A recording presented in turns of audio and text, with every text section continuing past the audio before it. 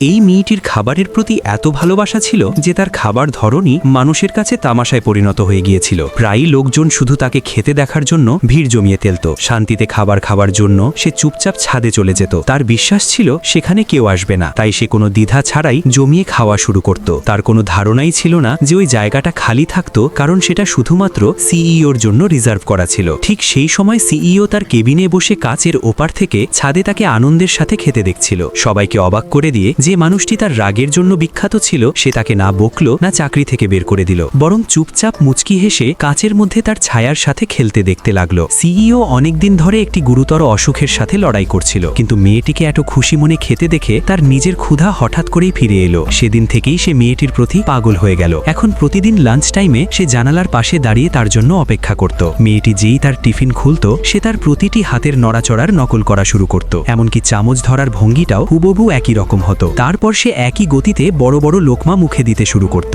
যে মানুষটি আগে খাবারে অনেক নকরা করত এখন তার কোনো কিছুরই পরোয়া ছিল না। মেয়েটির কথা ভেবে সে ছাদে হিটার পর্যন্ত লাগিয়ে দিয়েছিল যাতে তার ঠান্ডা না লাগে, কিন্তু অজানা মেয়েটির কাছে এসবের মধ্যেও কিছুই অদ্ভুত মনে হয়নি।